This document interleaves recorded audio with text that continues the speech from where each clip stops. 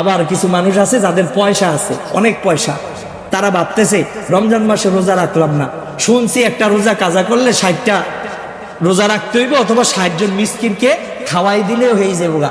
তা আমি 60 জন মিসকিন কেন, 60,000 মিসকিন খাওয়াইতে পারেন, কোনো সমস্যা নেই, আমার অনেক পয়সা আছে, কিন্তু রমজান মাসে রোজা রাখবো না। না ভাই, আপনি যে এই চিন্তা করছেন, এই চিন্তা করবেন দেখি আল্লাহ কোরআনে ডাইরেক্ট বলে দিছে। কি বলে দিছে? আল্লাহ পাক বলেন আইয়ামাম মাদুদাত, রমজান মাস হাতে কয়েকটা দিন। দেখেন আল্লাহ পাকের উপস্থাপনার কত সুন্দর বর্ণনা। আল্লাহ পাক এক মাসের রোজাকে বলেছেন হাতে গোনা কয়েকদিন। আসলে বছরে কয়টা মাস? 12 মাস। 12 মাসের মধ্যে রোজা রাখতে হয় কয় মাস? 1 মাস রোজা রাখতে হয়। তাই আল্লাহ পাক আমাদের জন্য সহজ করে দেওয়ার জন্য, আমাদের মনটাকে প্রস্তুত করার জন্য, আমরা যেন রমজান মাস সামনে আসবে এই চিন্তায় যেন ভয় পেয়ে না যাই। এক হসপিটালে গেলাম, এক হিন্দু মহিলা আমাকে হুজুর টাইপের দেখা বলতেছে, ভাই একটা প্রশ্ন করতাম, রাগ করেন না, একটা প্রশ্ন করবেন, বলেন। যার রমজান মাস কয়দিন বাকি আছে? এটা আরো 1 মাস আগের ঘটনা। তখন আমি ওই সময় বলছি যে আরো 1.5-2 মাসের মতো বাকি আছে। রমজান মাস আসতেছে, কেমনি যে দিনটি যাইব। এখন আমি আর কিছু বলি নাই, শুধু সে আমার সামনে এতটুকু প্রকাশ করছে।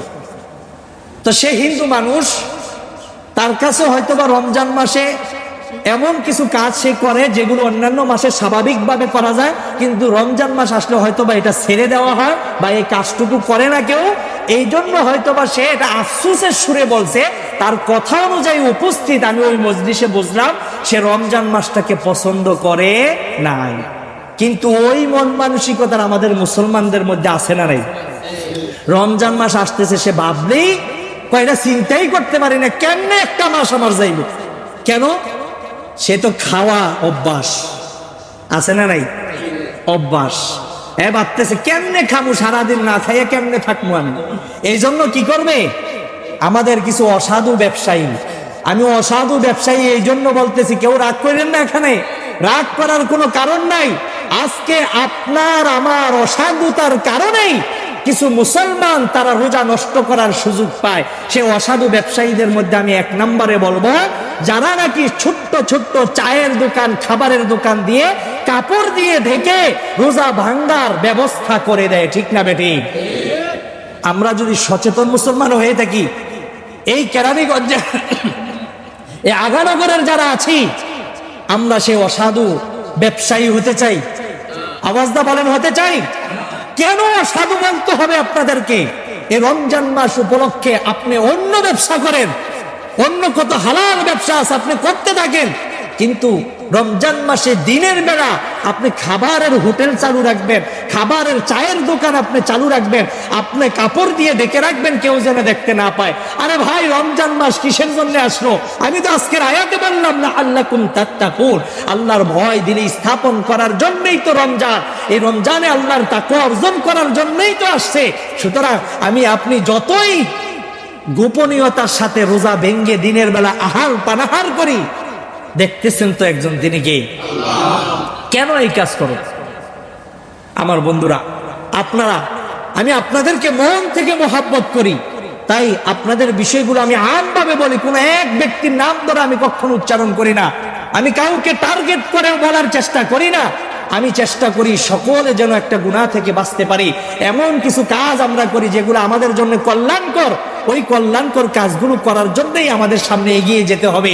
আল্লাহর রাসূল 1450 বছর পূর্বে এই রমজানের আগে একটা বক্তব্যের ভিতরে আল্লাহর রাসূল বলেছিলেন, ইয়া বাগিয়াল খায়র আকবিল, হে কল্যাণ কাজ করনেওয়ালা, ভালো কাজ করনেওয়ালা, আকবিল, তুমি এগিয়ে যাও, তুমি ভালো কাজ করতে থাকো, সামনে এগিয়ে যাও।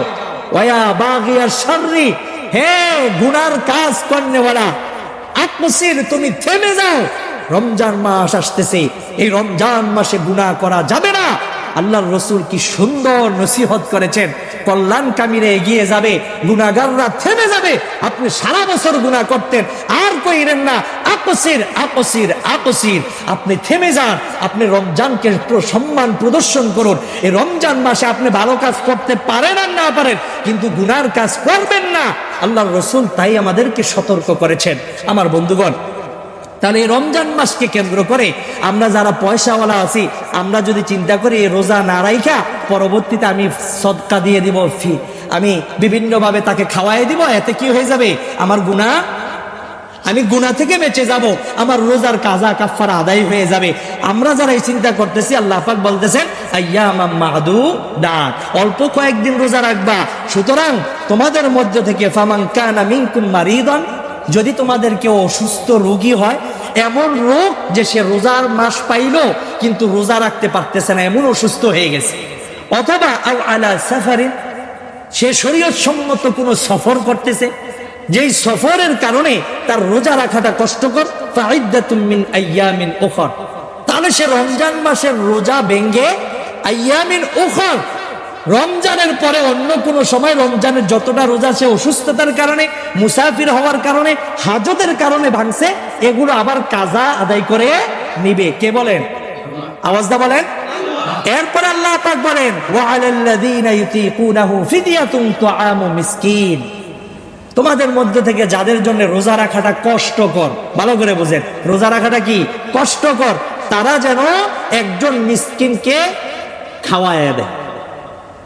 সাহাবাই কেরামগণ বলেন, যখন এই আয়াত নাজিল হলো ওয়া আলাল্লাযীনা ইউতিকুনাহু ফিদিয়াতুন তুআমু মিসকিন, তোমাদের জন্য যদি রোজা কষ্ট লাগে, তাহলে রমজানের রোজা না রাখা প্রতিটা রোজার বিনিময়ে একটা সদকায়ে ফিতির পরিমাণ একজন মিসকিনকে খাবার খাওয়ায় দিবা, এতে তোমার রোজা না রাখলে আর কোনো গুনাহ হবে না। সাহাবাই কেরামগণ বলতেছেন যে এই আয়াত যখন নাজিল হয়েছে, তখন আমাদের যাদের কষ্ট লাগতো, আমরা রোজা না রাখে এভাবে ফিদিয়া দিয়ে দিতাম। কিন্তু আল্লাহ রাব্বুল আলামিন এর পরের আয়াতে বলতেছেন ফামান শাহিদা মিনকুমুশ শাহরা ফালইয়াসুম, তোমরা যারা রমজান মাস পাইছো, আজকের পর থেকে আর রমজানের রোজা ভাঙতে পারবে না, ইল্লা ওই কয়েকজন ব্যতীত যে অসুস্থ এবং যে মুসাফির, এরা ছাড়া অন্য সবাই রোজা রাখতে হবে। এখন একটু রোজা রাখলে কষ্ট হয়, এই কষ্টকে কেন্দ্র করে এখন আর রোজা ভাঙা যাবে না। সুতরাং যারা ওই চিন্তা করতেছে, তাদের এই চিন্তা করলে আর কোনো লাভ আছে? কোনো লাভ নেই। তাহলে সবাইরই কি রাখতে হইব? রোজা রাখতে হইব।